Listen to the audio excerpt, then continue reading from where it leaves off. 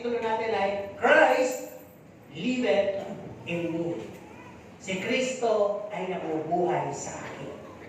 Sana hindi lang siya nabubuhay, nagmamay-ari siya sa buhay natin, naghahari siya sa buhay natin, at siya na yung nakikita sa buhay natin.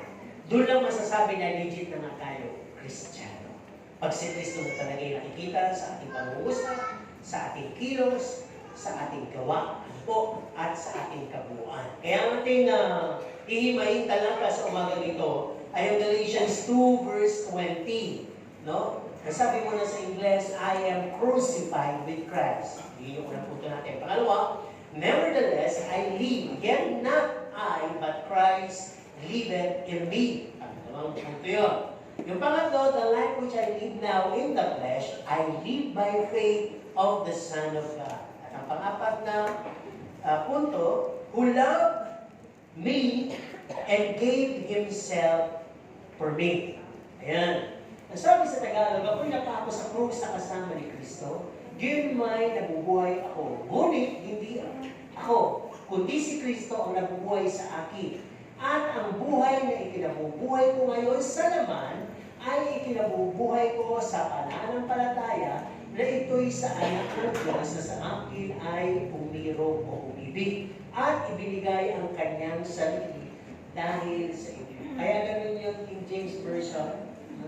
Kaya malalim yung mga Tagalog. Ano po? Umibig, umiro. Ano po?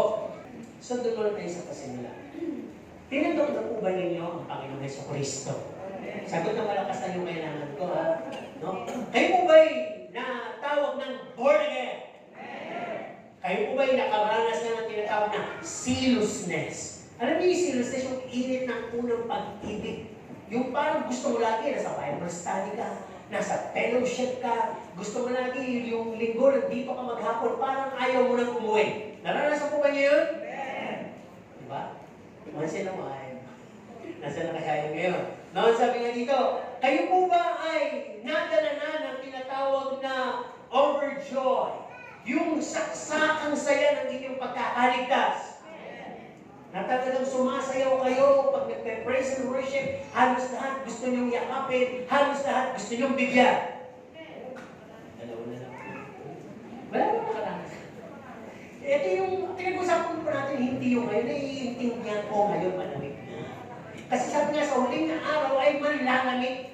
Kaya kung binabalikan lang natin ito, siguro mga 10 taon na nakaraan, 5 taon na nakaraan, o mga 3 taon mo nang hindi ginagawa. Ikaw pala yung malamig na. Kaya nga nire-recall natin.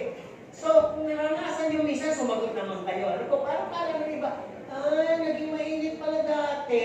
O, diba? Ay, papala lang. O, huwag naman kayong ano doon. Ay, alam niyo po si Pastor kapag pero totoo naman niyo siya sabi ko.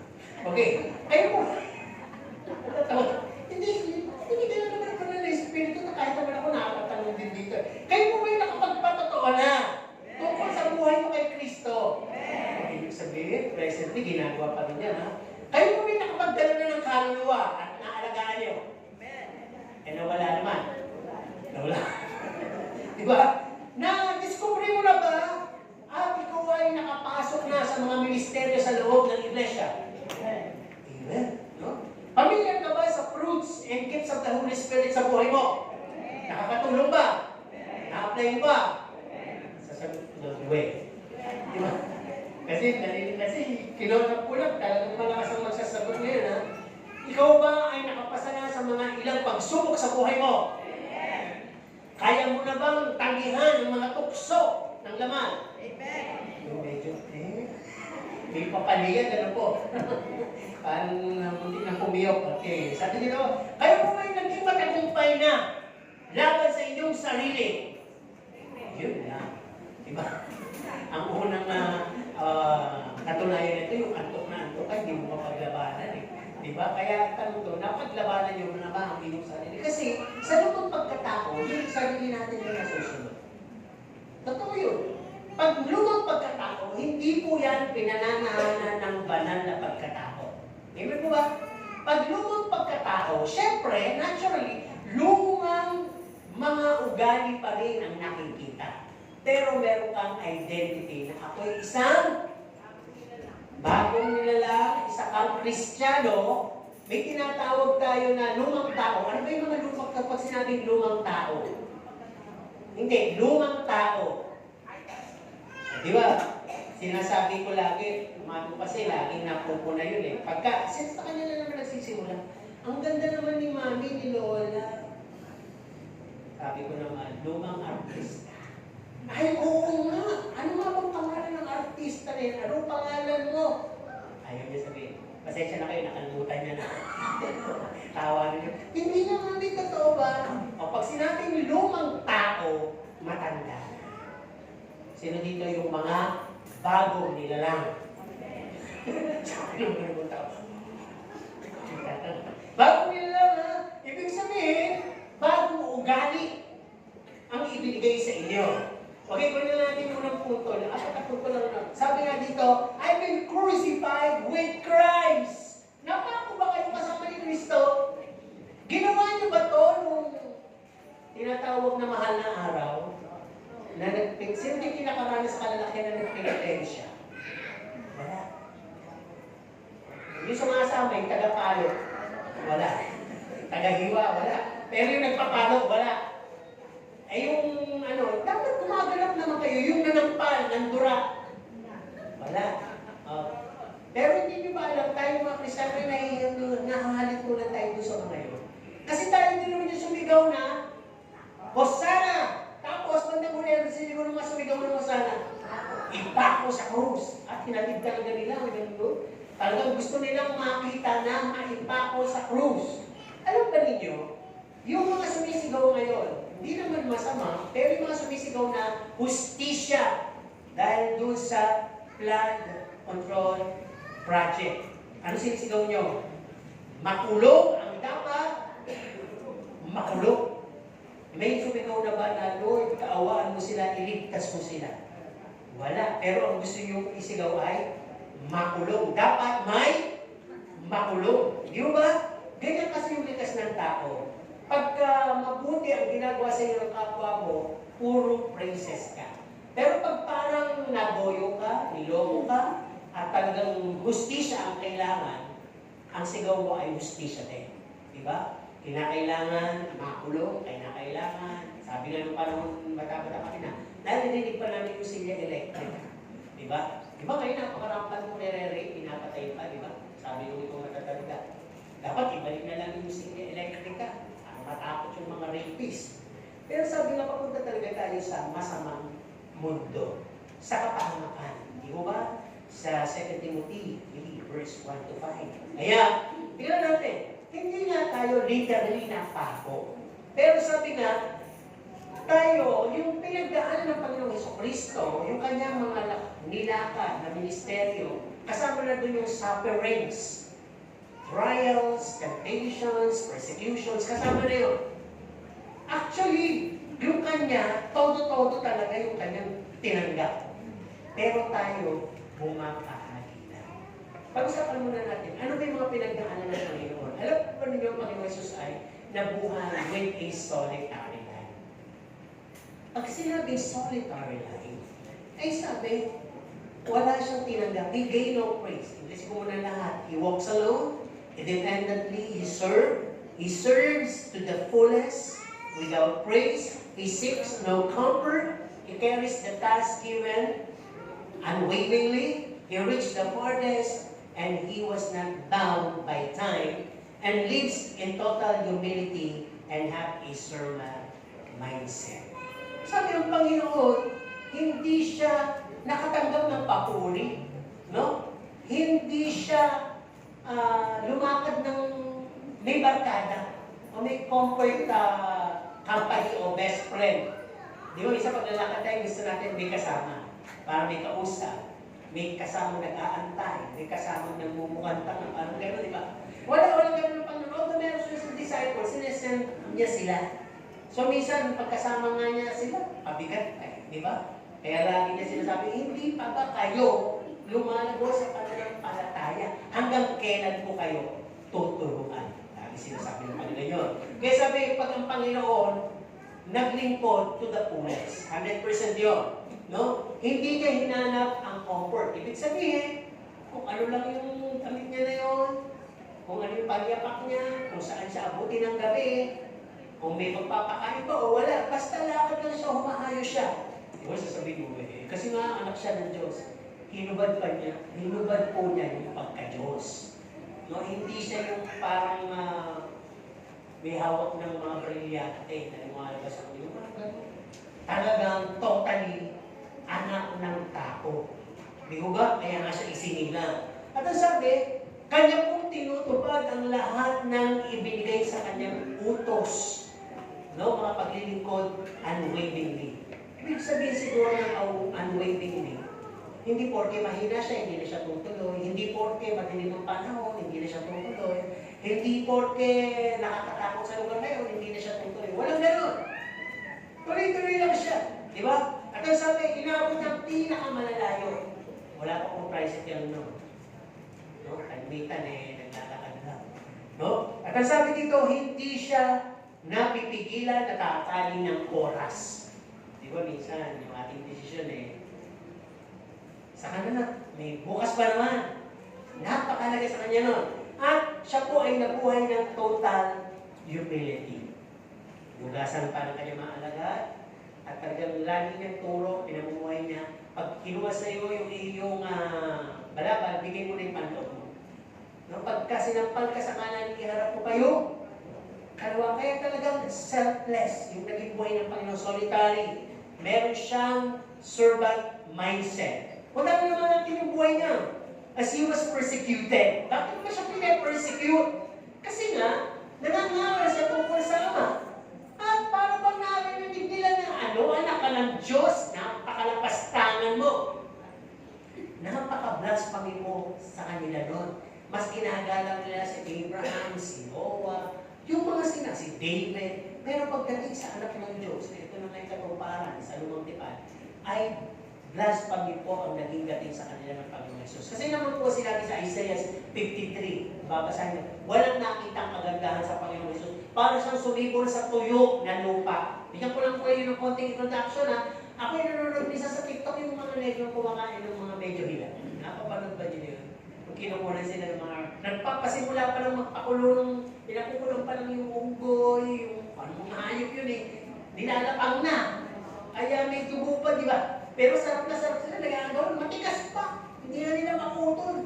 No? So, tinuturo sa kamote, pag nahukay, kakainin na agad. Ganun sila. Parang sumibol sila sa tuyong lupa, wala masyadong tubig, kaya ang ligo nila ay mapalad na yung isang beses sa taon. Hindi naman sila nagkakaamoy dahil isa lang amoy nila. Di ba? Ang pabanguan nila, sardinas, mabango sa kanila yun, di ba? Sayo naman, lalo na kumaarte, lansa-lansa ka, meron pa pang ganun-ganun, di ba? May gusto ka lang ilabas. Di ba sila? Hindi. Ina-appreciate nilang lahat. Pero parang gano'n ang Panginoon. Pero hindi po siya negro. Kaya hindi po siya black nasa rin. Ano po ulitin ko. Dito, siya ay parang sumibol sa tuyong lupa. Kaya walang maniwalang, anak ka na sa bakit? Kaya, kapangit. Tapos, karpintero. Hindi yung mga anak ng Diyos. Hindi na naunawaan yung hiwaga. No? Na nagkatawang tao. Kaya sabi nga, sinabihan ba siya na nangangaral siya, naghihimala? Naku dumadating ka naman sa pangalan ni Beelzebub. Pag sinabing Beelzebub, prinsipe na kadiliman. Ano po? Kaya, lahat na lang kayong advocacies, himala, pagpapakain, pagpapagaling, sa araw ng Sabat, ay nakikitaan ng mga tayong mga Saduceo, Paraseo na against the law yan Parang gano'n. Parang bang tagasaway ka sa mga batas ni Moses. Paano masasabing ikaw ay sa Diyos? Diba? Kasi mas nakapertain sila sa law kaysa sa grace. Ano po? At ang sabi din dito, siya po ay nahatulan. He was sentenced to death and crucified. He was beaten bago siya pinatay, pinahirapan, pinalong, sinugatan, pinaglakad na napakahaba, pinagbuhat na napakabigat krus at saka pinako, at namatay. So yun, siguro literally, kaya niyo yun. Siguro, tayo isang palong, meron dito, isang palong pa lang, patay. Bakit dito, isang sampal pa lang, isang batok pa lang, na isang lumubog sa lupa Di ba? Pero ang Panginoon, kinaya ng lahat. Hindi sa powers niya, kundi sa layunin ng Diyos na matulus tayo. Di ba? Kaya, yan nga natin, nasabi, I've been crucified with Christ. Yung mga binanggit ko, hindi naman natin dinaanas yun Meron maaway sa iyo, siguro isa lang.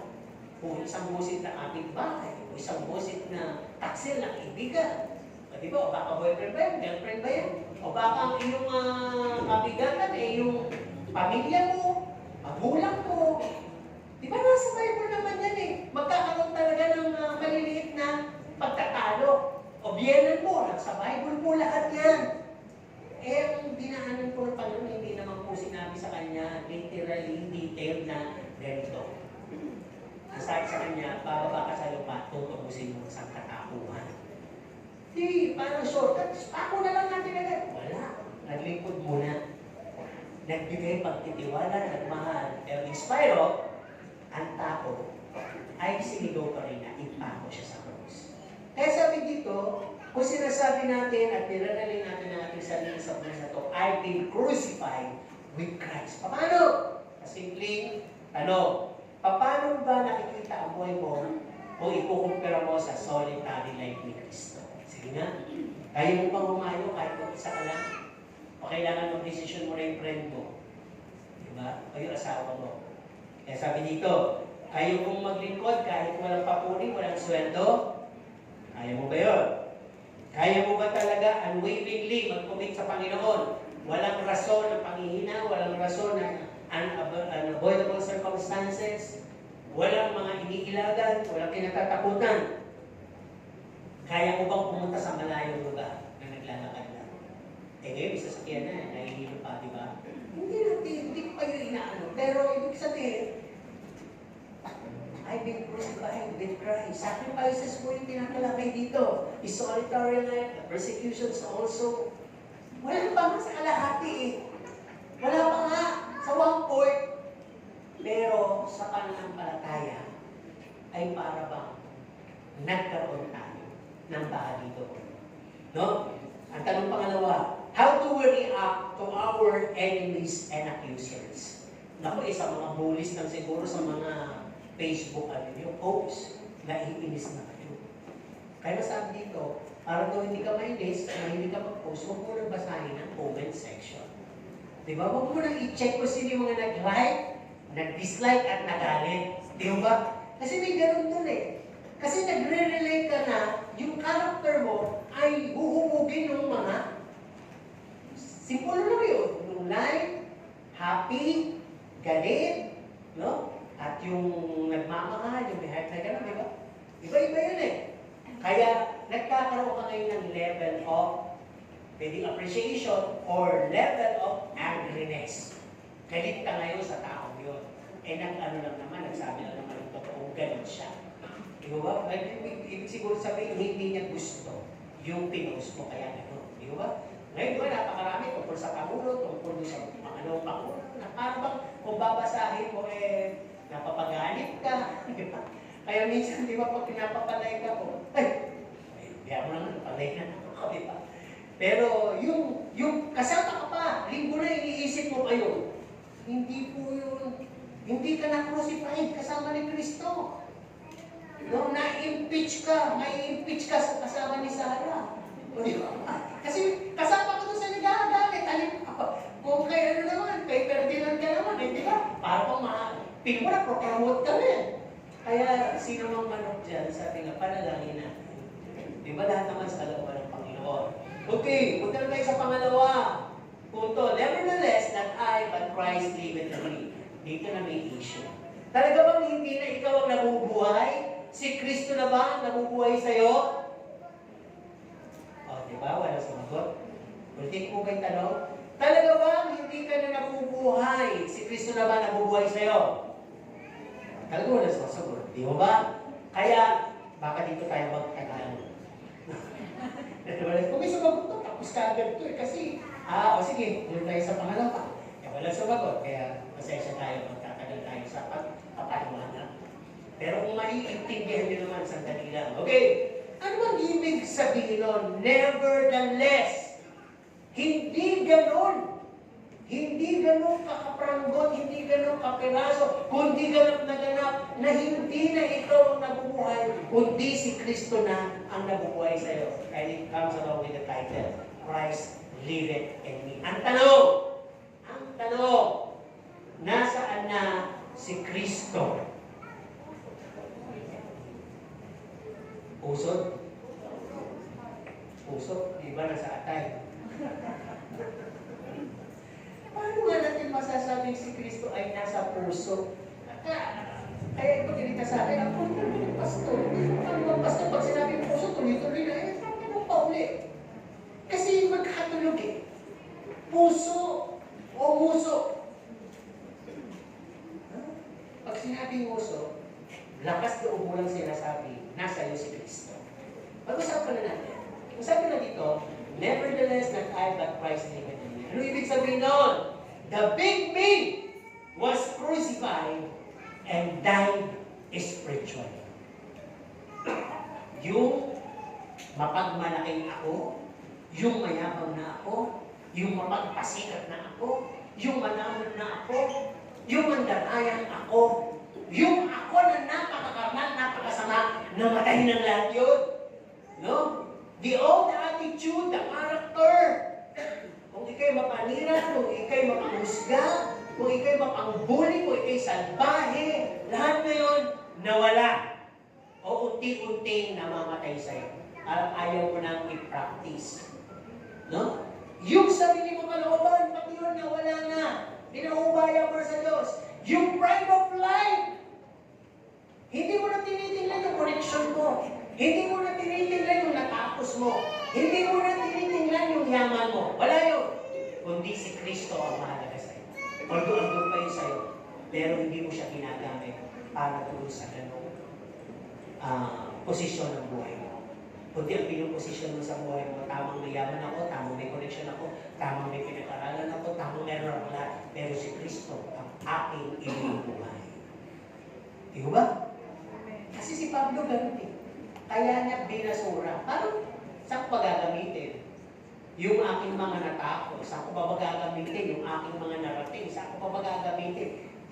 Kung ito na lang ang lagi kong babanggitin, bakit hindi na sila maniwala? Ang babanggitin ko ay yung mabuting balita tungkol kay Kristo. Ganun ang ginawa ni Pablo. Kaya yung earthly ambition, wala. Mawawala po yan.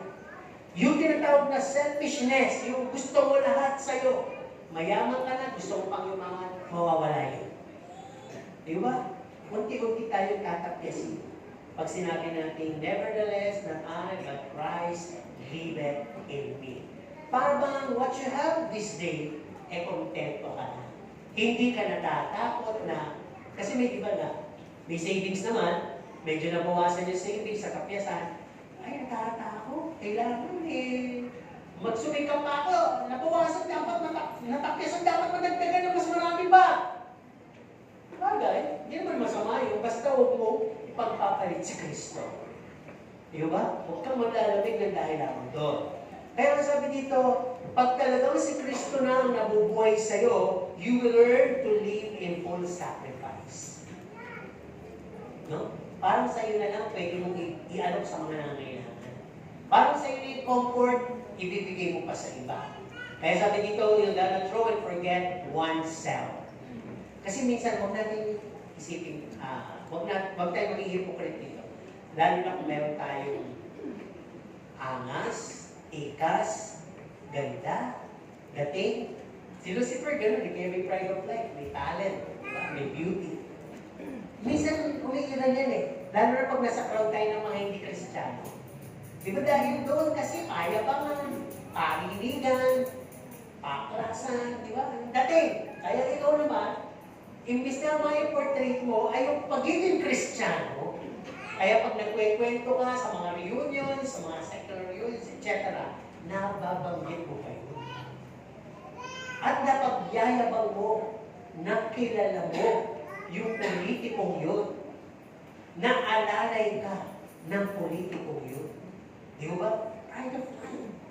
Kaya sabi dito, si Kristo, pag nabubuhay sa atin, we're gonna learn to live in full surrender and humbleness.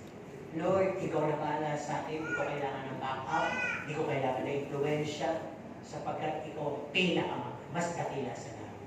Yun ang lagi mo na sa isip. Pag gano'n na, talaga nabubuhay ka na sa faith nun. No regrets and murmuring.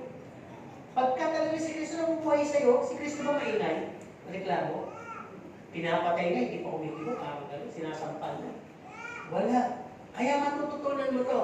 And no more about yourselves. Wala nang tinatawag na comfort zone, hindi mo nagtitiwala sa sarili mo napaka-VIP mo. No?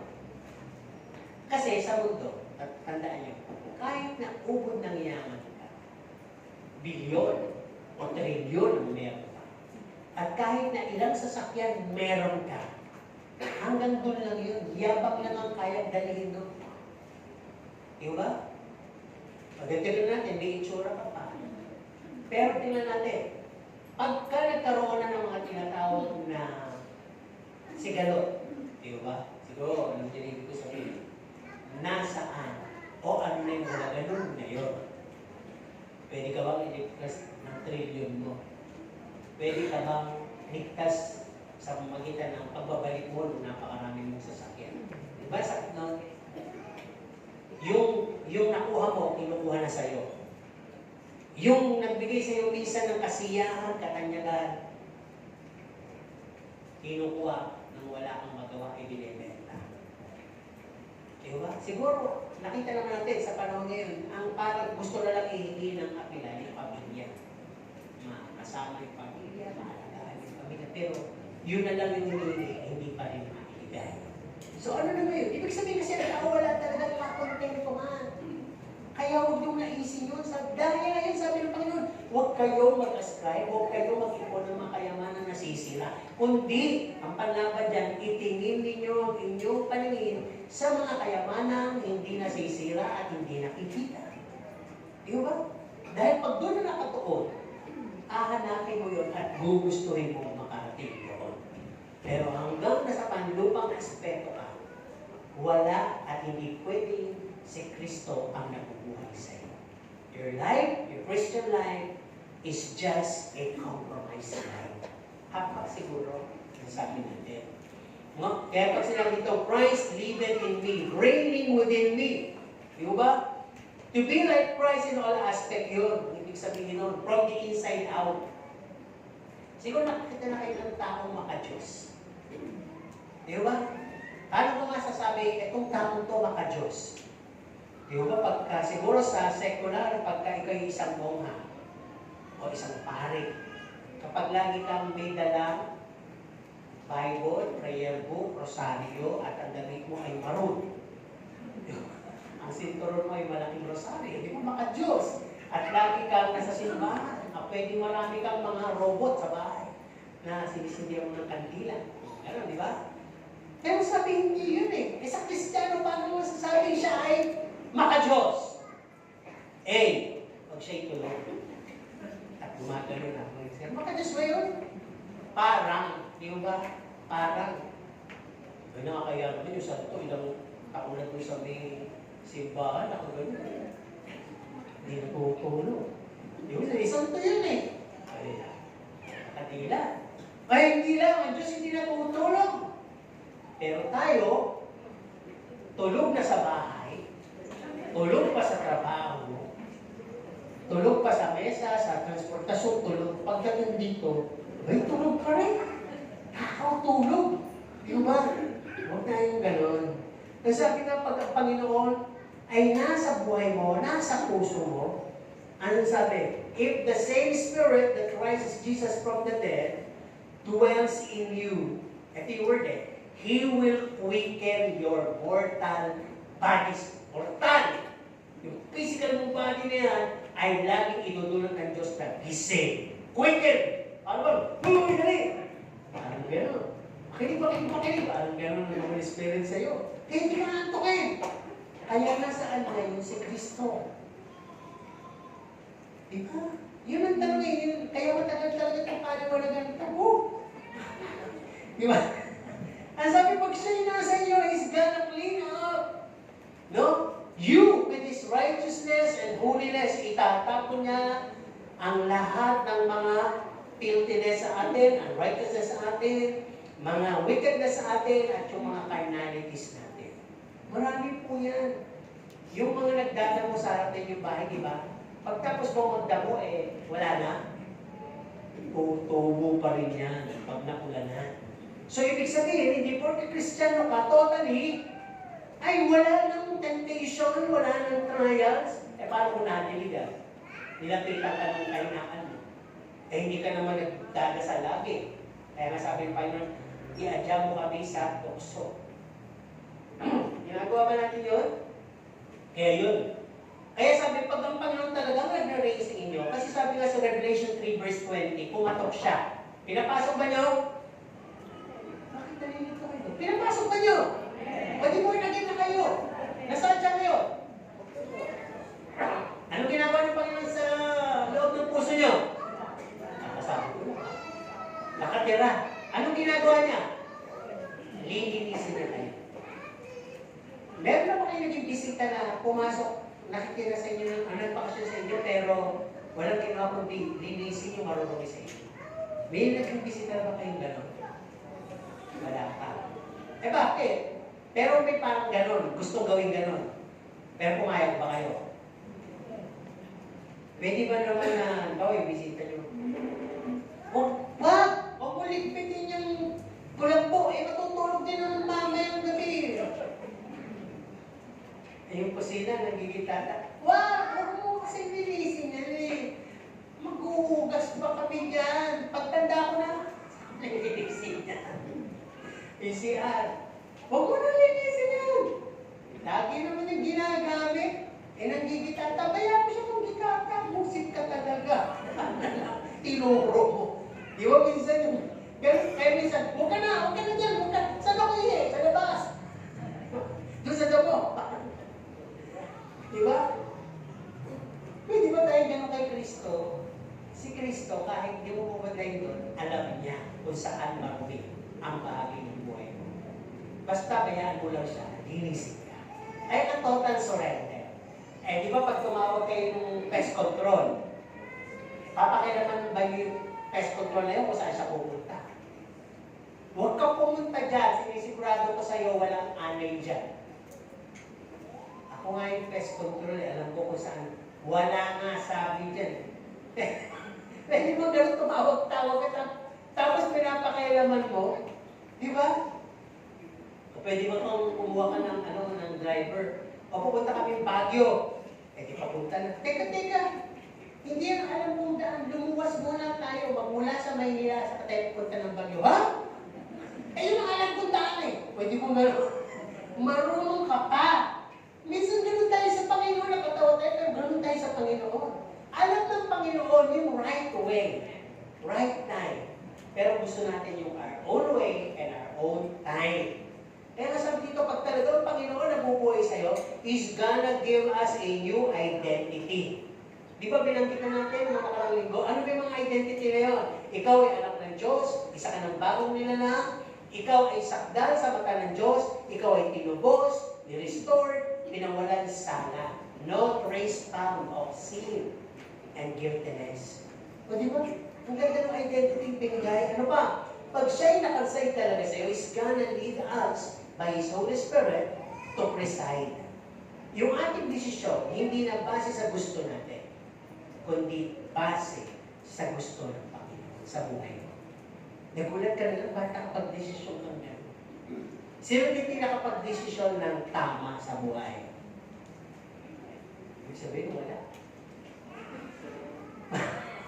Lahat pala pagkakamali. So, nagsisisi na po ba kayo? Sa akin yung desisyon na yun sa asawa? Sa tiraan? Di ba? Kaya, tuloy tayo. Sabi nga dito, no? Kung naka-reside na siya sa'yo, binigyan ka niya ng susi. Alam niyo kung ano yung susi yun? Kung pagkasakuan, pinatira niyo. Pero balik na rin natin ng sitwasyon. Parang may isang malaking bahay na kayo naman yung inanyayahan doon. Yun si Kristo. Yun ang Diyos. At ang sabi ng Diyos, bahala ka na, ito ang susi. No? Ang ibig ko sabihin, yung 1 John 4:4, na sinabi doon, greater is He who is in you. Ako ang nagdesisyon na ibigay sa iya. Di ba? Than He who is in the world. Kahit may pumunta pa dyan at palayasin ka, mas dakila ako doon. Mas makapangyarihan ako doon. Mas may right ako doon sapagkat ako may ari niya. At hindi ka na pwede paalisin. Di ba? Saan kayo maniniwala? Doon sa nagbigay ng right o doon sa umaangkin? Diba? Kasi, actually, kahit sa mga sekular na pangyayari, nangyayari ito eh. At ang nai-scam dito, yung mga mabilis ma-attack sa presyo. Ibebenta yung lugar na yun, hindi naman pala hawak yung titulo. Di ba? Kaya nung nabigay mo yung pera, pagpunta mo doon, sabi ng may-ari, hindi ko binibenta to. Sino ba nagbenta sa'yo? Wala na, nabigay mo na yun. Kahit nakalahating ulo, naibigay mo. Kasi naniwala ka na pakamura. So marami pong nangyayari gano'n. Ganon din sa buhay natin. Sinabi na ng Panginoon to, yung karapatan mo, na mas dakila ako sa iyo, sinasabi ng Panginoon, nakasuporta ako sa iyo, at dyan ang aking mga pangako. Pero pag nabuli tayo ng mga bagay ng sanlibutan, o ng mga tukso, ng mga tinatawag na pagsubok sa buhay, minsan, nagkakaloko-loko yung buhay Kristiyano natin. Parang nakalimutan natin that Christ liveth in you. Tama po ba? Kaya ang example natin dito, pag sinabing greater is He who is in you, sabi nga niyo sa katabi, greater is He who is in you. Hindi po, tingnan niyo po yung katabi niyo, huwag niyo sa akin sabihin. Yung manap kayo ng katinginan niyo, hindi sa akin yung sinasabi. Tatawa, ito may sa akin, tatatawa ko dito. Papagawakin ko ng mic. Sa akin sinasabi, hanap ng masasabihan. Go! Ano? Ito is CCC mo. Tagalogin na natin, mas dakila yung nasa sayo kesa yung nasa sanlibutan. Sabihin nyo. Mas dakila yung nasa sayo kesa tandaan mo yan. Masasama kayo tayo. Tama naman, tandaan nyo yan. Mas dakila yung nasa sa atin. Ayan na, ito na, tandaan nyo. Kung nasa sa inyo, nakatira sa inyo, kaya nyo na ibigin ang inyong kaway! Umantas bigla yung, amen! Parang may kasamang no? Diba? Kaya mo nang tanggapin yung mga difficult people. Alam niyo yung difficult people? Yung parang pinupusit ka, yung bully, diba? Yung mga tinatawag na galit sa'yo sa Facebook, so saan. Kaya mo nang palagpasin yun. At so sabi, pag naka-reside siya sa'yo, kaya mo magbigay, mag-share sa others, kaya mo mag-win ng soul, at pumunta sa malalayong lugar. Kaya mo maglingkod ng buong puso.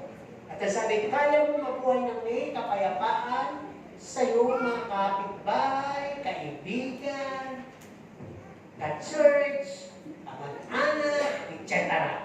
Sa lahat ng magiging relasyon mo, kaya mo pag-ibabawan yung kapayapaan. Amen po ba? Ito sabi, kaya mong mabuhay ng may buong katapatan at kasi sabi ito, honesty and faithfulness. Kaya mo yun, di ba buhay? Yung tapat ka kahit wala na nakakita. Amen po ba? Sino dito yung tapat? Tapat sa 5, 10, 15. Aba, 20 na to, ha? Marami na ito, mga bibili. Alam niyo, kahit ano naman doon, mula sa bilyon pababa sa 5 centimos, dapat makita yung katapatan. Tama po ba? Dapat makita. Pareho lang po ng value yun. Ang pinag-usapan, katapatan, hindi yung halaga. Katapatan. Hello? Okay. Ikatlong bahagi.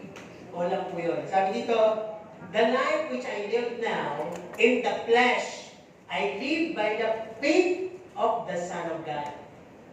Sino dito ang nabubuhay pa sa laman? Oh, tayo. Eh, linaw dito, oh. Di ba?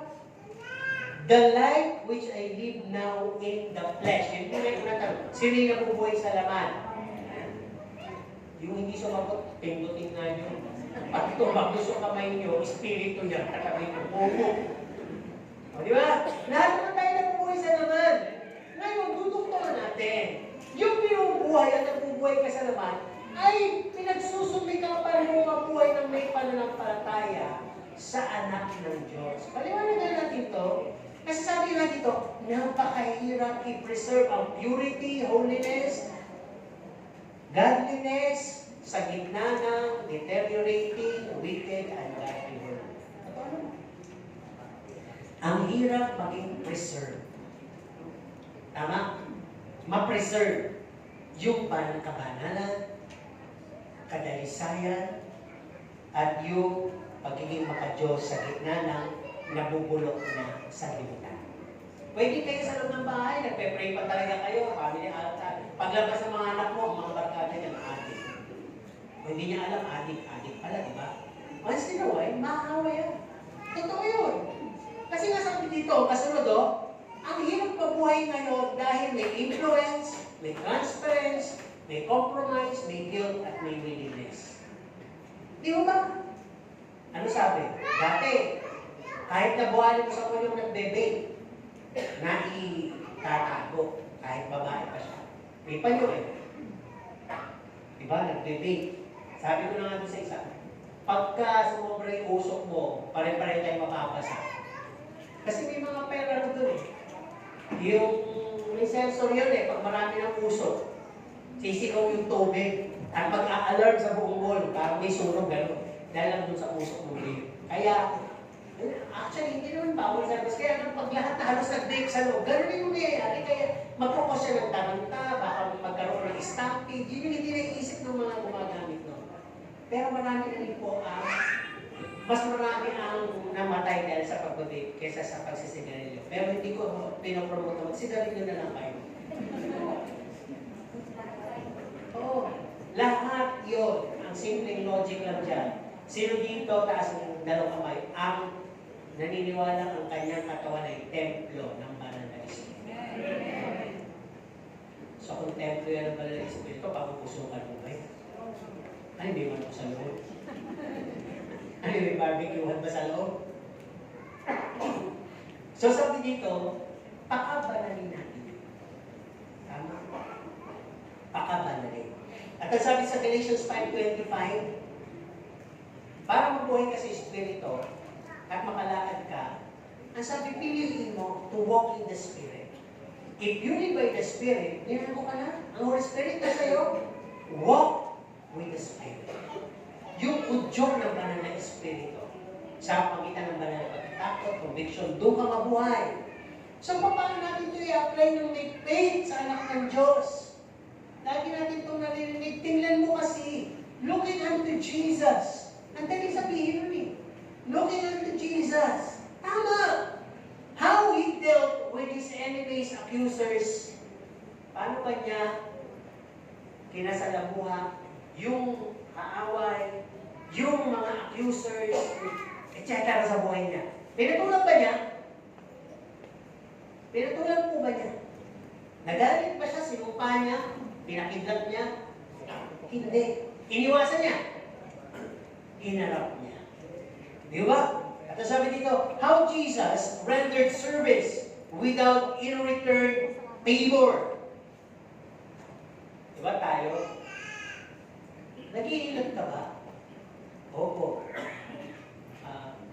Marunong ka? Opo. Magkano naman? Bahala na ako ngayon. Di ba? Bakit niya sabi bahala? Gusto mo kahit papano, mapapagod ka Lalo na kung yung likod niya napakatigas, matigas na parang balat ng kalabaw, di ba? Parang, dahil marunong naghihilot-hilot din kasi ako sa magulang ko, tas dating. Matagal ako maghilot kaya sinasabi ko, Mami, hindi na ako makahilot ng matagal. Mudali, aking asawa, matyaga. Gabi-gabi yan, ni pastor. Kaya, may pumalit. Hindi na ako yung naghihilot. Aking ang asawa. No? So, tuloy tayo dito. Without in return favors. Act of service natin. Kung hindi man pera, naghanap ba tayo na masabi, ang bait mo? Naghanap ba tayo na gano'n? Kakaiba yun. Naghanap ba tayo? Wag po, gawin lang po natin bilang para sa kapatid natin. Sapagkat sinabi, yung ginawa mo sa kanya, kaninong ginawa? Uy, listed na pala sa account ng Panginoon yun. Kaya hindi mo naman kailangan, kasi pag naghanap ka, mapipikon ka. At isang araw, ayaw mo nang gumawa. Kasi nakita mo sa mo, ano ko katulong sa church? Ako na lang lagi gumagawa. At may bully din dyan. Tigilan mo na yan. Ikaw na lang gumagawa yan. Ano ka? Bayani? Ikaw, yung mga dyan, umaalis na ikaw naman, nagpapakadugtog ka. Ano nakukuha mo dyan? Diba? Ang hindi nila alam, pag ang tao ang give mo ay service, there is joy in rendering service. Yun ang nangyayari sa Panginoon. Looking unto Jesus lagi. At ang sabi nga dito yung pagiging selfless ng Panginoon. Alam niyo selfless? Kulang na lang, yung barangay. Binigay mo lahat, kahit gano'n pa kahalaga yun. Oras mo, paglilingkod mo, oo, lahat yun. Pagod mo, atensyon mo, binigay mo lahat. Kaya nga dito, how he reacts with the issues of life. Di ba ang Panginoon sinasabi kay Beelzebub yan eh? Sinasabi nag-apply ka ng political, kaya ka lagi may pamiting. Pinofront mo lang yung salita ng Diyos, mabuting man ka, pero meron kang, kaya natatakot yung masasasad sa iyo, para sa iyo. Na sabi nila, at hindi naman nag-iisip ni Judas na magkaroon ng parang people power, hindi naman yun ang gusto ng Panginoon. Yung sinasabi kahalian ng Panginoon, panlangit, hindi panlupa. Pero naging interest ni Judas Iscariote yung panlupa, dahil pag naghahali nga naman ng Panginoon, isa siya sa senador, parang gano'n. Hindi naman yun yung kinakampanya ng Panginoon. Pero since sila ay nasa panlupang, kapangyarihan, interest, nire-reflect nila na gawin yung gawa ng Panginoon. Pero pinansimba ng Panginoon siya, kaya nang pinakip siya, sabi niya, matagal niyo na ako nakikita sa templo, nakikita kung saan-saan nangangaral. Bakit ngayon ako'y nananalangin sa kanya o dinakit? Di ba? So, ganun din yan. Sabi, may issue tayo sa buhay, may issue tayo ng iba. Magagamit ka ba doon? Hindi ka dapat magalit. Kung ang Panginoon na issue, tuloy lang ang buhay. Ang sabi, how he teach and rebuke his disciples. Lagi nga niya sinasabi, tagal na, hanggang kailan. Minsan meron tayo dito mga kapatiran, na para bang alam mo na yung ugali, hindi ka na dapat laging mangiba. Anong dapat i-deal doon? Kung hindi niya kaya maging mabait, ikaw maging mabait sa kanya. Kung wala akong mapurot sa kanya, ikaw ang magbigay sa kanya. Panalangin mo siya. Huwag mo na ikwento naikwento mo na yan eh. Na-upgrade lang yung kwento mo. Tama? But ganun si sis, 10 taon na ganun pa rin. Abay, 10 taon. Sa loob na 10 taon na, panalangin mo na ba? Kahit isang araw sa isang taon na lumipas. Baka hindi pa. Okay, tuloy tayo. Nasabi dito, paano ba siya nagbuhay out of comfort zone? Lagi natin tingnan yun. Panginoon mo, walang comfort eh. Hindi na nag-inarte. How he divide the word of truth? Nangaral. Nagbigay pa nga ng mga parables para lang maunawaan, paliwanag to the monks. Diba? Bisa may nagtatanong sa atin, anong verse? Hindi ka nakikinig. Tulog ka ng tulog dyan. Magalit pa tayo. Diba? Ano bang nasabi ng ministro yun, ng pastor nyo doon sa simbahan? Ay! Tanong ng tanong, hindi naman sasama, hindi naman nababago buhay. Nagluto ka na. Matapang ka pa sa leon, paano yun? Tapos may makukulit tayong mga kasama sa buhay. Pero Panginoon, nagigil niya lahat yun. Diba? Ano sabi dito? How we show pity, love, forgiveness, and acceptance. Diba?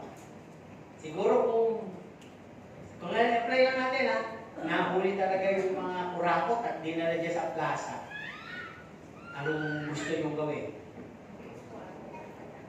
Pa-squat. Pa-squat. Dito, patahin. Dito, didibdihan. Dito, lulutuin. Tutulungan. Ay, pulo! Diba? Yan ang ugali, no? Siguro, kung magagalit, buti na lang hindi.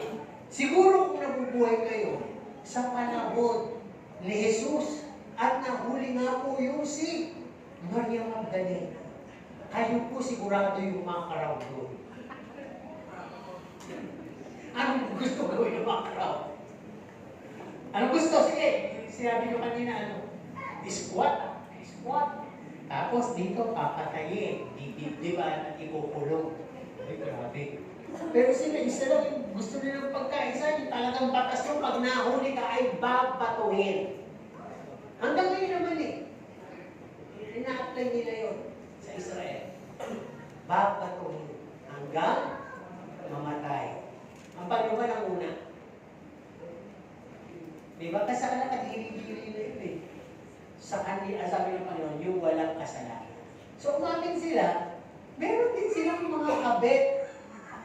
Nagikuha na sabi ng Panginoon, yung walang kasalanan. Yung walang kasalanan na katulad nito, bumato. May bumato? Wala. At nag-survey tayo sa aking panaginip at may mga sumato. Ang ilan sa kanila ay may mga anak sa labas. Ayon sa aking kuro-kuro. Di maaaring gano'n. Yung mga, ay walang bumato O, di ba? Ayun, yung mga gusto umatake ko sa mga kurako. Tanungin niyo sa sarili. Mula nung maliit kayo, hindi ba kayo namura? O nangupit? Yung mga sakling hindi binanin, tumbas lang din po yun. Tumbas lang din po yun. Hindi ko sabihin, sila mo kasi grabe. Di ba? Pero kung nahingi nyo ng tawad, okay na yung pinatawad na tayo ng Panginoon. Tuloy tayo. Sabi ko, hindi naman sila patawarin. Pero may batas. At ino-honor, sabi ng Panginoon, ino-honor yung batas. Nung pinaparangalan yung batas, tinutupad yung batas. Kaya batas na ang paalam sa kanila. Pero yung kayo, ipagpapasamang loob pa sa kanila. Kesa pa-iskwate, atayin, dibdiban, at ikulo, isolin nyo. Tama po ba? Yun na lang kasi ang pag-asa nila. Yung makakilala sa Panginoon. Wala, napakadaling yung sabihin. Totoo naman, mahirap gawin yun Pero pinag-uusapan natin is if Christ liveth in me. Kung nabubuhay sa akin si Kristo, kaya kong harapin yung kahihiyan, yung takot, yung pag-hirap, hindi ko kayang gawin, magagawa ko yun. Dahil si Kristo, nabubuhay sa akin. Tama? Okay, tuloy tayo dito. So now, sabi nga dito, paano natin na-apply ito? No? Kasi ang Panginoon sabi nga, nabuhay siya ng may awa, pagpapatawad, at nabuhay siya ng buhay na nakakalugod sa Ama. Nakakalugod. So sabi, ang tanong ngayon dito, no? Paano naman tayo? Paano natin ma-apply ito? So sabi dito, check muna natin yung ating sarili. Salita natin, kilos natin, motibo natin. Nakalinya ba kay Kristo? Yun muna. Pangalawa, nabubuhay ba tayo sa pananampalataya at pagmananampalataya talaga? Tatanong ako muli, be honest. Sino dito ang nananampalataya sa Diyos? Amen. Sino dito ang may hinihingi sa Diyos at nananampalataya siya? Amen. Ayan, talakayin natin. Pure ba yung pananampalataya? Kasi kung nananampalataya kayo sa Diyos, wala pong manipulation sa act ni Lord. Kung pinangahawakan nyo lang yung salita ngayon, yun lang, hindi kayo gagawa ng manipulation. Balikan natin si Sarah. Pinangakuan sila ng anak, nainip sila. Anong ginawa ni Sarah? Minanipula. Ipinasipin niya yung si Hagar. Pero, dumating na yung time ng pangako ng Panginoon. Di mo ba? Nabigyan siya. Ngayon, anong nangyari? Eh di nagkaroon sila ng sigalot, selos, pag-aagawan sa atensyon ni Abraham para sa kanilang mga anak. So yun minsan, kung humingi tayo sa Panginoon tudatugay sa pag-faith, wala po tayong ikikilos na pamamakaan ng pagtago. Sometimes, pag humingi tayo sa Diyos at nagpupuri lang tayo, hindi na natin naalintahan yun, baka kahabagan pa tayo ng Diyos dun Hindi naman na sinasabing hindi ako nagtiwala, hindi. Ang gagawin ko na lang, Panginoon, ay pupurihin kita.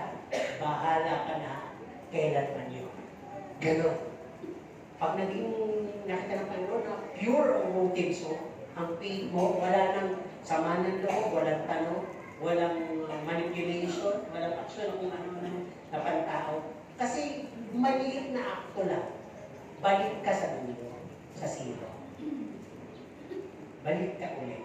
I-build up mo ulit yung trust mo.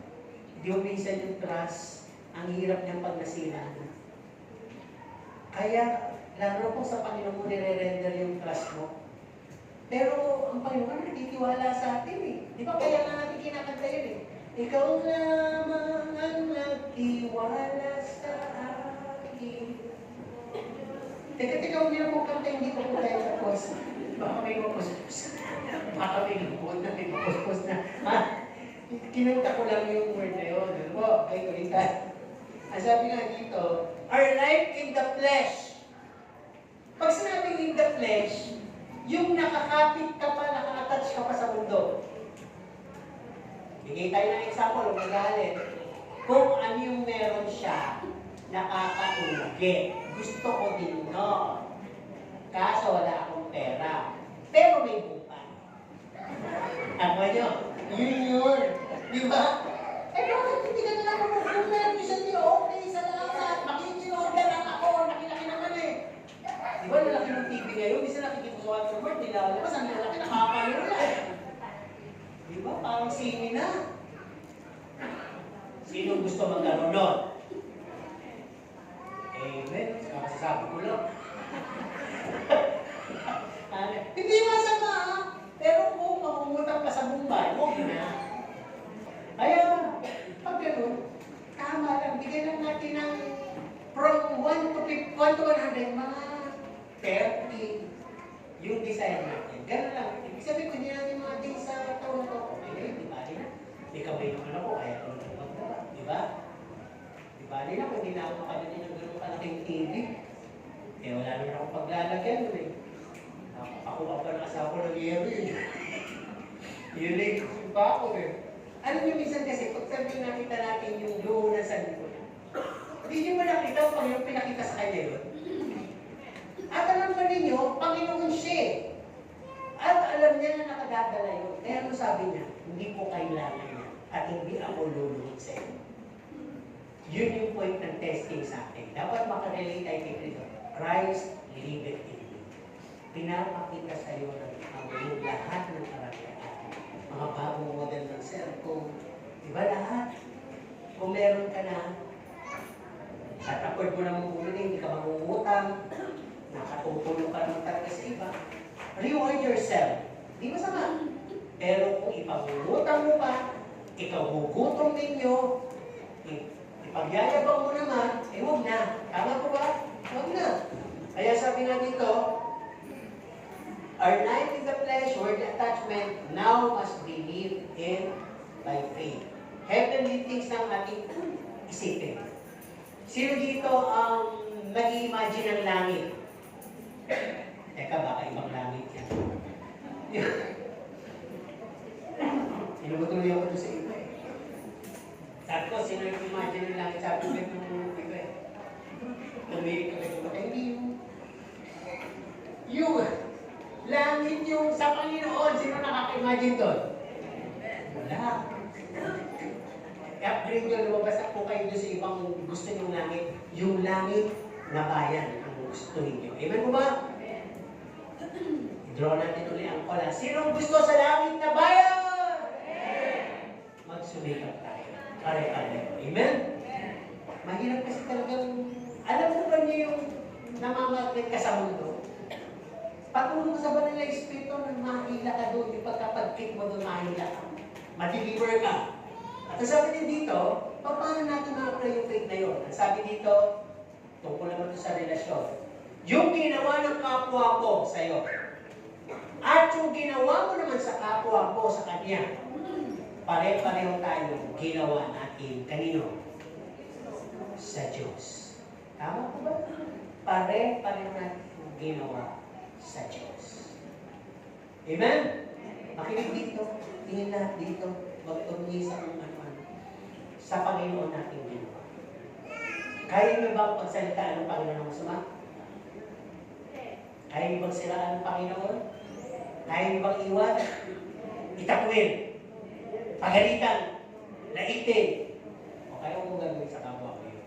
Kasi parang ginawa mo ninyo sa Diyos. Amen? sa kalagitnaan. Sabi niya, mga pilay nyo ha. Kaya na, direct nyo, pumunta na lahat sa gitna. Nandito pala. Tuloy. Natatawa na lang kasi dahil nga, sabi ng Panginoon, yung mga nagagalit sa tagal na sermon mo, higyan mo lang. Kaya pala ito. Ay, hindi galit na eh. Lobi, galit na. Ugat na yung mga sa pagkakagalit. Okay, tuloy. Faith nga eh. Diba sinabi? Pag sinabing faith, trusting, hoping for things we want and waiting for, pero hindi natin nakikita. Paliwanag lang natin ito. Ano ibig sabihin doon? Yung faith mo, hindi mo niya-apply para lamang maghanap ka ng kapalit. Tama po ba? Halimbawa niya, tithes. May faith ka sa pagbibigay ng tithes, maghanap ka naman ng blessing agad kapalit. Mali yun, mali. Do it in the name of love. In obedience. Hindi in the name of repayment. Ano ba? It's not doing to gain praise and glory of others. Lord, kakainin ko na lang bibig ko sa kapwa. Ang bait mo, sis. Ang bait mo, bro. Pag sabi mo sa kanila, alam ko na yun. Pag may nagtanong na lang sa'yo, sabihin mo kung kanino galing, ha? Diba? Kailangan ko ng survey eh. Diba? Mga politika, parang gano'n. Doing faith is not about pleasing ourselves. No? But to please God. Pero ano natin? Yung hindi gusto mong makita at gusto mong mangyari, kundi yung gusto mong gawin ng Diyos na makita mo. Malinaw ba ako? Ang faith ay hindi yung gusto mong makita at gawin at makita mo result sa sarili mong effort. Kundi kung ano yung gagawin ng Diyos at kung ano yung gusto ng Diyos, makita mo. Malinaw na? Okay. Sabi din dito, hindi rin yan ang faith, kung naglilingkod kayo, hindi rin yan isang klase na nag-iipon ka ng reward sa langit.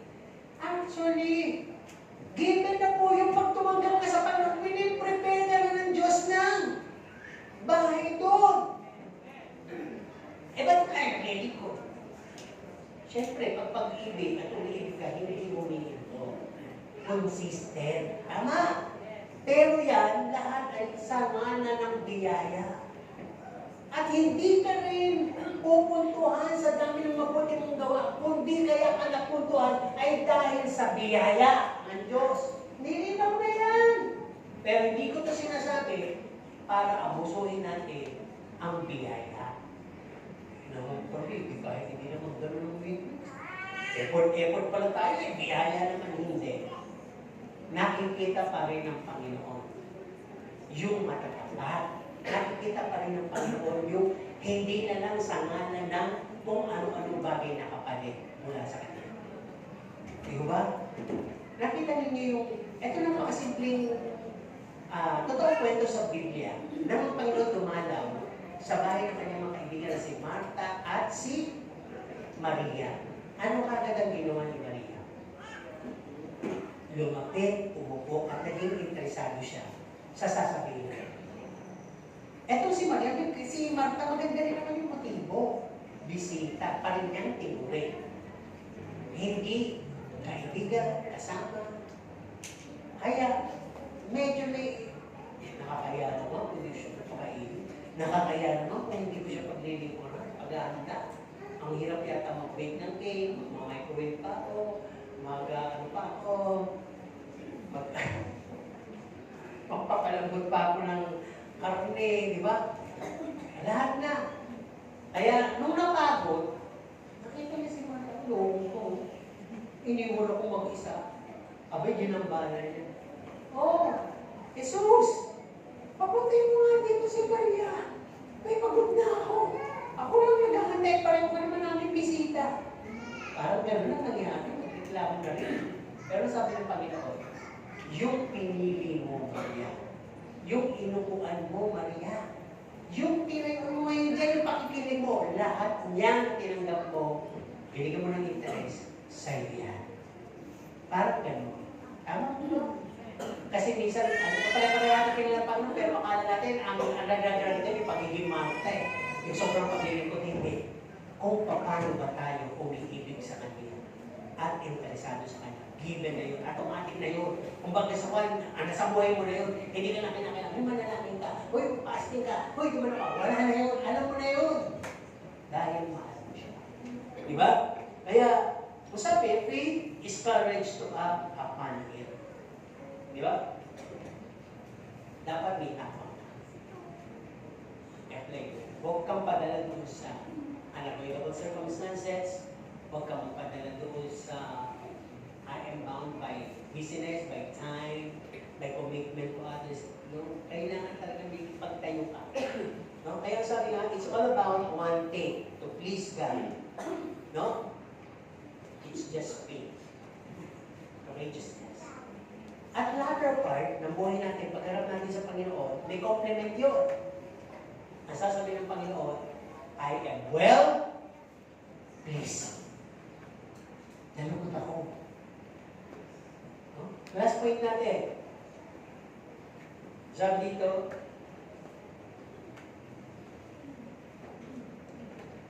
who loved me and gave himself for me. Diba? Who loved me. Na umibig sa akin at ibinigay ang kanyang buhay sa akin. Walang bahala, ay ba natin yun? Ano bang gusto nyo? Tingnan ko kung mahusay kayo pumili. Yung mahal nyo o yung mahal kayo? Sige po. Tama naman yun eh. Kaya nga yung mahal ako, abusado tayo. Totoo yun. Ay, boy, kahit ang gawin ko na susunod-sunod yun. Ito talaga sinabi ng Panginoon eh, hindi kayo ang unang umibig sa akin. Ako ang umibig na una sa inyo. Hindi nga nyo ako pinili eh. Mas pipiliin nyo pa yung okasyon eh. Pero ako, pinili ko kayo. Kaya hindi pwede yung wala. Talo tayo kung lalaman natin yung depensa na mahal kita, Panginoon. Lahat yun, patunayan nyo na lang. Kasi sabi ng Panginoon, siya ang nagmahal sa atin at binigay pa nga ang kanyang buhay sa atin. Alam niyo, hindi pa siya tapos. Hanggang ngayon, naghahanda siya ng lugar para doon sa mga minamahal niya. Kaya yung mga hindi makakakapit doon sa pagmamahal na yun, sa mga hindi maniniwala, magtitiwala naman, minamahal siya ng Panginoon, hindi mo talaga makakasama. At kung kayo ay marunong magmahal. Sino dito yung marunong magmahal? Yung kayo ipaglaban yung pagmamahal. Kaya niyang ipagpalit ang Panginoon sa pagmamahal. Sinungaling! Hindi pa kayo ganun magmahal. Hindi pa kayo sumagot. Diba? Aray! Talagang aray. Diba? Yung iba nga dyan, nakikiusod pa dahil sa pagmamahal. Binasted na, wala na. Iiwan ang Panginoon. Diba? Nandito, pero ang isip, masamahan. Hindi ang Panginoon. Diba? Parang ganun lang yun. Kaya, maraming hypocrites. Pero sabi nga ng Panginoon, I give everything to you. No? Unceasing. It's so stubborn. My love is so stubborn for you. Pati yung identity niya binigay. Pinagkatiwala. And, ito yung pinakamasarap na conclusion. Sabi ng Panginoon, matapos niyang ibigay yung lahat ng nasa talata, yung sabi ng Panginoon, I will never leave you nor forsake you. Diba? The life that I live now is not of me, but of Christ who loved me and gave himself for me. Lagyan natin ng picture. Makikita natin siya ng Panginoon. I will never leave you nor forsake you. Parang tapat siya sa pangako, tapat siya sa lahat. Kaya kailangan mag-give tayo dito. Kaya yun yung papagat natin eh. Christ liveth in me. Check natin, talaga ba? You must do something about it. Kung talaga nabuhay si Kristo sa inyo, hindi natin matatapatan. Pero, the best out of you. Yung ano yung pinakagandang maibigay mo sa Diyos. Amen?